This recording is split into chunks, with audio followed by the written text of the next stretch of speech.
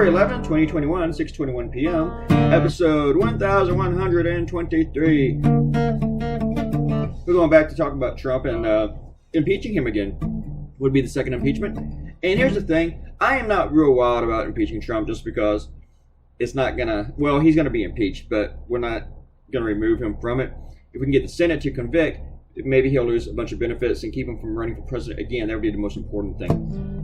The second most important thing, right now the most important thing would be to save the country from Donald Trump, and Mike Pence and the cabinet needs to get together and throw the motherfucker out. I mean, come on. The guy incited a terrorist attack. We cannot let these people gaslight this as it was anything else.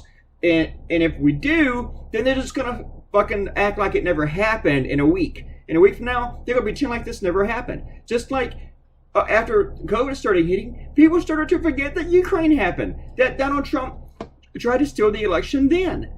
And then he turned around and he lies about this election. I was looking at these comments from Bruce and TJ were going at it. TJ was like, mail-in ballots are unconstitutional.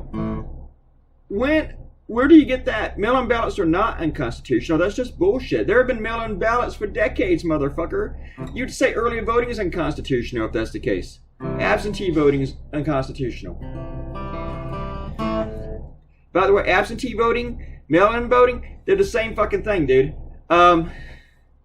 Do some more comments. Vivian Martinez says, interesting cartoon, Clay. Thanks for calling out the BS. And I just called out some more, didn't I? Bruce did all those comments. He was at the Capitol today. And I didn't read all this. The body of Brian Sicknick was driven by on his way from the coroner's to the funeral home. Nancy ordered flags at the Capitol be flown at half staff for the murdered officer, who is from Virginia, by the way. The White House flags are still full staff because Donald Trump can't accept his own responsibility for the riot. That's what Bruce wrote. And why? Why? I mean, you guys were all like Blue Lives Matter until your people killed them. Until your people turned out to be terrorists. Everything Republicans say that they are for, they turn out to be liars. They're not for, like, reduced debt. They're not for patriotism. They're not even now for blue lives. I mean, and then they're like, oh, we hate terrorists, we hate terrorists, until they become terrorists. You are supporting terrorists if you support Donald Trump. Seriously. Where's my buddy? I saw him down here. Where's my buddy? Mikey White says, wrapping my brains around the irony here wasn't easy with the last one. But like you know, the on the Taps for Terrorists cartoon.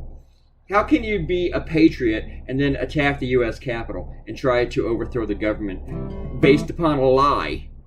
Because your person didn't win an election. Your choice lost. So you want to overthrow the government. We cannot let them get away with this. We cannot pretend like this did not happen.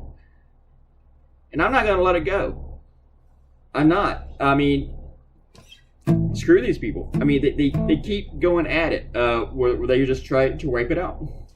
Like it didn't happen. Donald Trump's the savior. And all these congressmen who still supported Trump, his little charade of trying to throw out the election, they need to be thrown out too. They need to be held accountable. I know Josh Hawley lost his book gig. Good. Ted Cruz needs to be thrown out. They all need to be held accountable for this. I'm not saying they should be dragged to the streets, but they should all lose their jobs. You know, we're not going to do like they did. And then the biggest thing that they come out of is like, oh no, they took Twitter away.